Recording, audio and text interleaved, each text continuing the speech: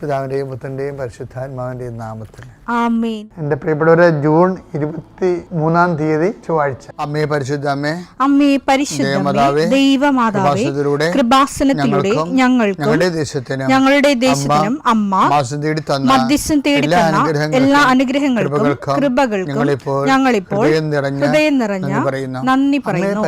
അമ്മേ പരിശുദ്ധമേ, ദൈവമാതാവേ, 2004 ഡിസംബർ 7 ഉച്ചകഴിഞ്ഞ് 2:30 കൃപാസനത്തിൽ സംഭവിച്ച അമ്മയുടെ പ്രത്യക്ഷപ്പെടലിനെക്കുറിച്ച് തിരുസഭയ്ക്ക് സമർപ്പിച്ചിരിക്കുന്ന പഠനരേഖകളുടെ മേൽ സഭാത്മകമായ പഠനം ആരംഭിക്കുവാൻ ഞങ്ങൾ പ്രാർത്ഥിക്കുന്നു. അമ്മേ പരിശുദ്ധമേ, ഭൂസ്വർലോകങ്ങളുടെ രാജ്ഞിയായ അങ്ങേയ്ക്ക് ഭൗമസംരക്ഷണത്തിനായി പ്രപഞ്ചപ്രകൃതിയെ തന്നെ തിരുസഭ പ്രതിഷ്ഠിക്കുവാൻ ഈ പ്രത്യക്ഷീകരണം വഴി ഇടയാക്കണമേ. പരിശുദ്ധമേ, ജപമാല മാതാവേ, സകല കൃപാസനം പ്രാർത്ഥനയോടും ചേർത്ത് ഞങ്ങളിപ്പോൾ പ്രാർത്ഥിക്കുന്ന ഈ കുടുംബത്തിന്റെ പ്രത്യേക നിയോഗം പറ മക്കളെ.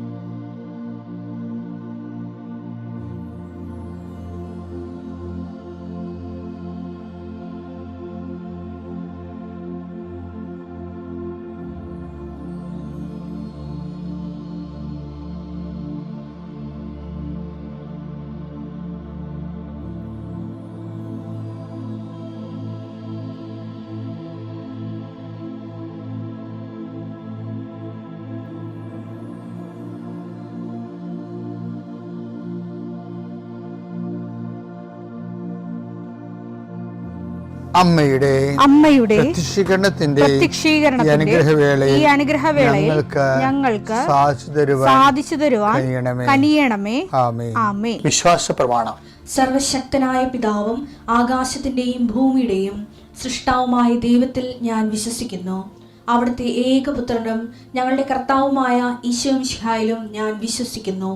ഈ പുത്രൻ പരിശുദ്ധാത്മാവിനാൽ ഗർഭസ്ഥനായി കന്യകാമറിയത്തിൽ നിന്ന് പിറന്ന് പൊന്തിയോസ് പീലാത്തോസിന്റെ കാലത്ത് പീഡകൾ സഹിച്ച് കുരിശിൽ തറയ്ക്കപ്പെട്ട് മരിച്ച് അടക്കപ്പെട്ട് പാതാളങ്ങളിൽ ഇറങ്ങി മരിച്ചവരുടെ ഇടയിൽ നിന്ന് 3-ാം നാൾ ഉയർത്ത് സ്വർഗത്തിലേക്ക് എഴുന്നള്ളി സർവശക്തിയുള്ള പിതാവായ ദൈവത്തിന്റെ വലതുഭാഗത്തിരിക്കുന്നു. അവിടെ നിന്ന് ജീവിക്കുന്നവരെയും മരിച്ചവരെയും വിധിക്കുവാൻ വരുമെന്നും ഞാൻ വിശ്വസിക്കുന്നു. പരിശുദ്ധാത്മാവിലും ഞാൻ വിശ്വസിക്കുന്നു. വിശുദ്ധ കത്തോലിക്കാ സഭയിലും പുണ്യവാന്മാരുടെ ഐക്യത്തിലും പാപങ്ങളുടെ മോചനത്തിലും ശരീരത്തിന്റെ ഉയർപ്പിലും നിത്യമായ ജീവിതത്തിലും ഞാൻ വിശ്വസിക്കുന്നു. ആമേൻ. സുഖസ്ഥനായ ഞങ്ങളുടെ പിതാവേ, അങ്ങയുടെ നാമം പൂജിതമാകണമേ. അങ്ങയുടെ രാജ്യം വരണമേ. അങ്ങയുടെ തിരുമനസ് സ്വർഗത്തിലെ പോലെ ഭൂമിയിലും ആകണമേ. അന്നു വേണ്ടുന്ന ആഹാരം ഇന്ന് ഞങ്ങൾക്ക് തരണമേ. ഞങ്ങളോട് തെറ്റ് ചെയ്യുന്നവരോട് ഞങ്ങൾ ക്ഷമിക്കുന്നത് പോലെ ഞങ്ങളുടെ തെറ്റുകൾ ഞങ്ങളോടും ക്ഷമിക്കണമേ. ഞങ്ങളെ പ്രലോഭനത്തിൽ ഉൾപ്പെടുത്തരുതേ, തിന്മയിൽ ഞങ്ങൾ രക്ഷിക്കണമേ. ആമേൻ. നന്മ നിറഞ്ഞ മറിയമേ, സ്വസ്തി. കർത്താവ് അങ്ങയുടെ കൂടെ സ്ത്രീകളിൽ അങ്ങ് അനുഗ്രഹിക്കപ്പെട്ടവളാകുന്നു. അങ്ങയുടെ ഉദരത്തിൻ ഫലമായി ഈശോ അനുഗ്രഹിക്കപ്പെട്ടവനാകുന്നു. പരിശുദ്ധ മറിയമേ, തമ്പുരാന്റെ അമ്മേ, പാപികളായ ഞങ്ങൾക്ക് വേണ്ടി ഇപ്പോഴും ഞങ്ങളുടെ മരണസമയത്തും തമ്പുരാനോട് അപേക്ഷിക്കണമേ. ആമേൻ. കർത്താവേ, നിന്റെ ഉന്നതമായ നാമത്തിന് സ്തോത്രം ചെയ്യുന്നു. കർത്താവേ, നിന്റെ വിശുദ്ധ പൗരോഹിത്യത്തെ മഹത്വപ്പെടുത്തണമേ. കർത്താവെ, സഭയിലുള്ള സാന്നിധ്യം പ്രകടമാക്കണം.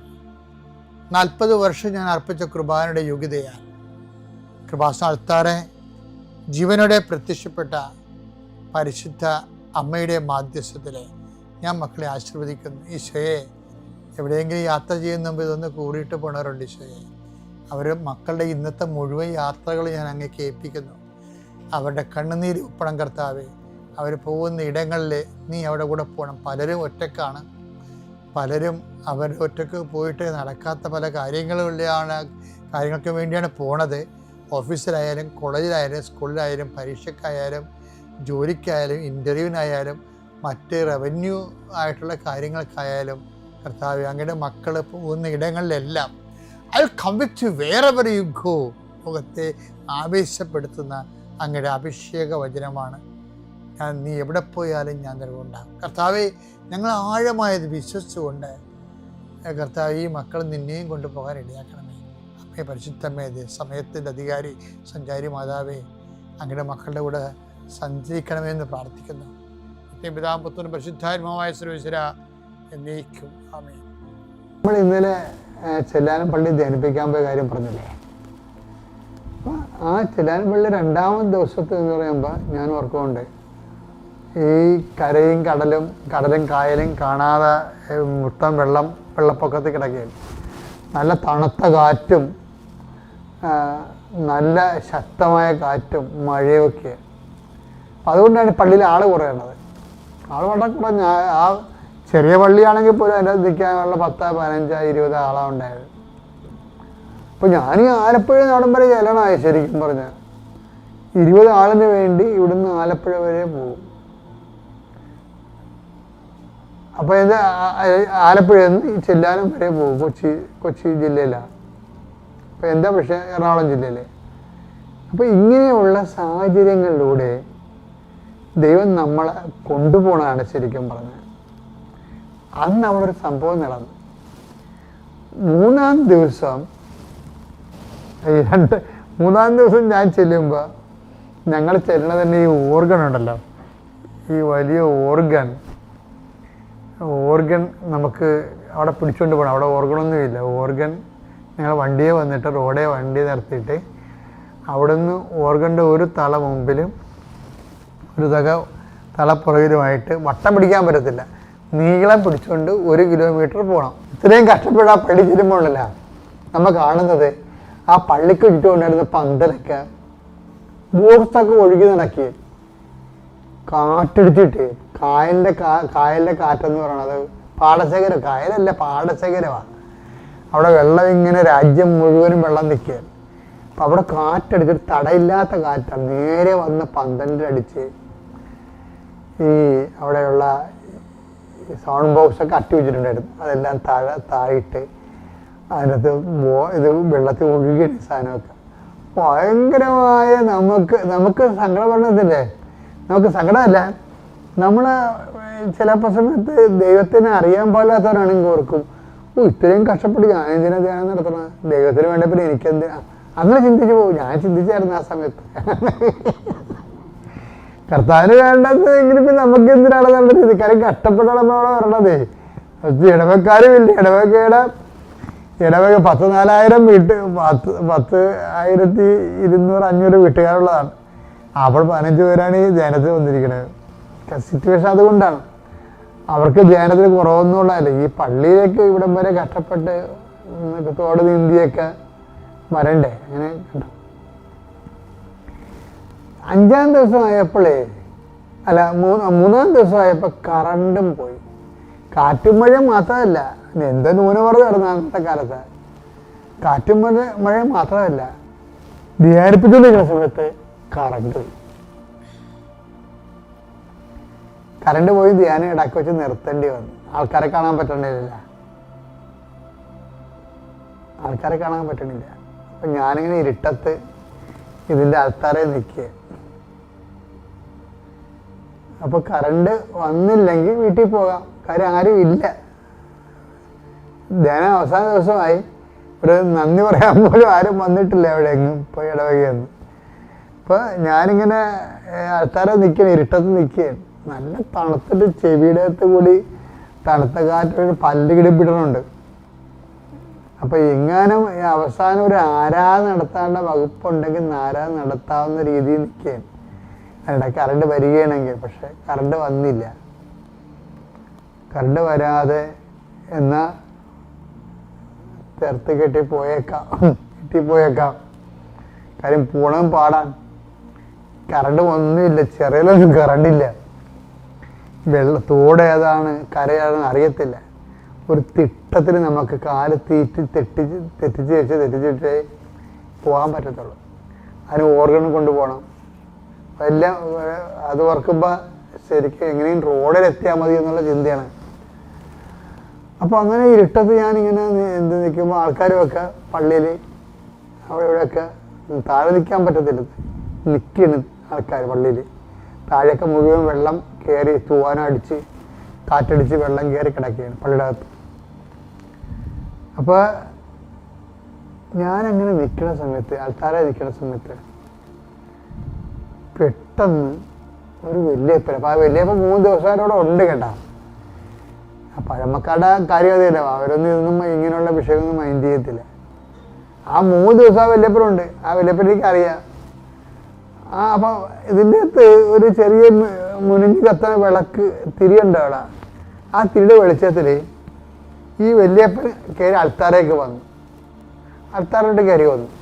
അപ്പം എനിക്ക് എന്താണ് അപ്പച്ചൻ വീട്ടിൽ പോകണമെന്ന് പറയാൻ വേണ്ടി വന്നതായിരിക്കും, നിർത്തിയൊക്കെ അച്ഛാന്ന് പറയാൻ വേണ്ടി വന്നതായിരിക്കും, മുപ്പുകാരനാണ്. അപ്പം ഞാൻ പറഞ്ഞു, എന്താ പാപ്പ?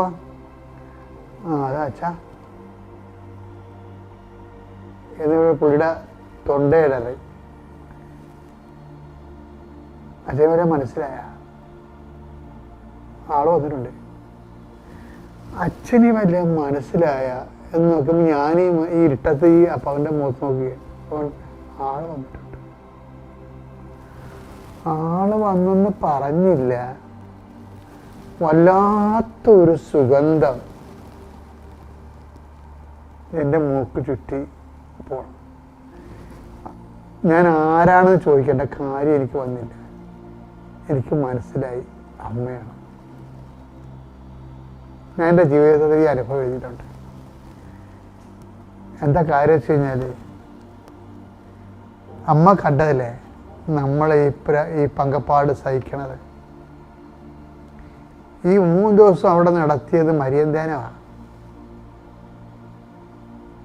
ഈ 3 ദിവസം അവിടെ നടത്തിയത് മരിയൻ ധ്യാനമാണ്. ഞാനിന്ന് നിങ്ങളോട് മരിയനെ കുറിച്ചൊക്കെ പറയുമ്പോൾ, മരിയനെ അറിഞ്ഞു കഴിഞ്ഞാൽ പിന്നെ ഈ ജീവിതത്തിൻ്റെ എല്ലാ കഷ്ടപ്പാടുകളെയും നമ്മൾ അതിജീവിക്കും. കാര്യം മരിയൻ സത്യമാണ്. മരിയൻ്റെ വിഷയം എന്ന് പറയുന്നത്, അമ്മയ്ക്ക് ഭയങ്കര സ്വാതന്ത്ര്യമാണ്. വെച്ചാൽ ഒരു വിശ്വാസി എവിടെയെങ്കിലും സാക്ഷ്യം നൽകുന്നുണ്ടെങ്കിൽ, അല്ലെങ്കിൽ സഭ എവിടെയെങ്കിലും ഞെരുങ്ങുന്നുണ്ടെങ്കിൽ, അവിടെ കമ്മ്യൂണിക്കബിളായിട്ടുള്ള ആരെങ്കിലും ഉണ്ടെങ്കിൽ അമ്മ അവിടെ പ്രത്യക്ഷപ്പെടും. എനിക്ക് പലപ്പോഴും തോന്നിയിട്ടുള്ള കാര്യം, സഭയ്ക്ക് പ്രശ്നമുള്ളതല്ല, സഭയ്ക്ക് കമ്മ്യൂണിക്കബിളായിട്ട് കോണ്ടാക്ട് ചെയ്യാൻ ആരുമില്ലാത്തതാണ്. നിങ്ങളിത് മനസ്സിൽ എഴുതി പിടിച്ചോ. എന്താണ് സഭയുടെ പ്രശ്നം എന്ന് പറയുന്നത്? സഭയുടെ പ്രശ്നം എന്ന് പറയുന്നതും കുടുംബത്തിൻ്റെ പ്രശ്നം എന്ന് പറയുന്നതും പ്രശ്നങ്ങൾ ഇല്ലാത്തതല്ല, പ്രശ്നങ്ങളുള്ളതല്ല. സഭയുടെ പ്രശ്നം എന്ന് പറയുന്നതും കുടുംബത്തിൻ്റെ നിൻ്റെ സ്വകാര്യ പ്രശ്നം എന്ന് പറയുന്നതും പ്രശ്നങ്ങളുള്ളതല്ല.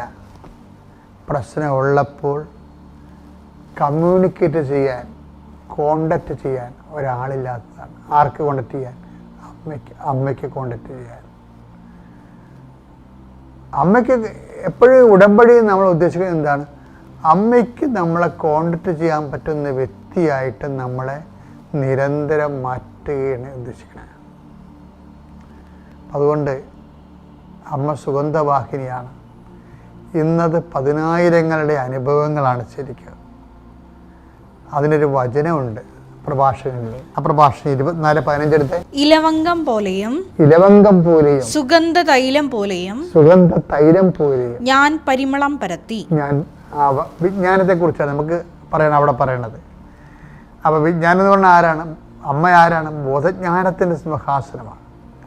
വിജ്ഞാനത്തോട് ചേർന്ന് എപ്പോഴും പരിമളമുണ്ട്, സുഗന്ധാഭിഷേകം ഉണ്ടാകും. ഞാൻ സുഗന്ധം പരത്തി. പറഞ്ഞോളൂ. വിശിഷ്ടമായ മീറ പോലെ ഞാൻ സൗരഭ്യം വീശി. നറും പശ ചന്ദനം കുങ്കുമം ദേവാലയത്തിലെ കുന്തുരുക്കം എന്നിവ പോലെയും ഞാൻ സുഗന്ധം പ്രസരിപ്പിച്ചു. സുഗന്ധ പ്രസരണം എന്ന് പറയുന്നത് ഒരു ആധ്യാത്മിക അനുഭവമാണ്. നീ ദൈവമായിട്ട് ഇൻറ്റിമസി ആകുമ്പോൾ നിനക്ക് ലഭിക്കാൻ സാധ്യതയുള്ള സാന്നിധ്യത്തിൻ്റെ അടയാളമാണത്. എത്രയും വേഗം നീ പ്രാർത്ഥിച്ചു. അമ്മയ്ക്ക് കോണ്ടാക്ട് ചെയ്യാൻ പറ്റിയ ഒരു പേഴ്സണായി നീ വളരാൻ കർത്താവ് നിന്നെ സഹായിക്കട്ടെ. പിതാവിൻ്റെയും പുത്രൻ്റെയും പരിശുദ്ധാത്മാവിൻ്റെയും നാമത്തിൽ.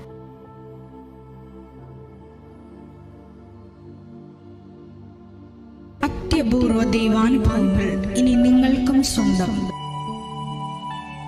ഈ യൂട്യൂബ് ചാനൽ ഇതുവരെ സബ്സ്ക്രൈബ് ചെയ്തിട്ടില്ലെങ്കിൽ ഇപ്പോൾ തന്നെ സബ്സ്ക്രൈബ് ചെയ്യുക. ഈ വീഡിയോ ഇപ്പോൾ തന്നെ നിങ്ങളുടെ സുഹൃത്തുക്കൾക്ക് ഷെയർ ചെയ്തുകൊണ്ട് കർത്താവിൻ്റെ പ്രേക്ഷിതരാകുക.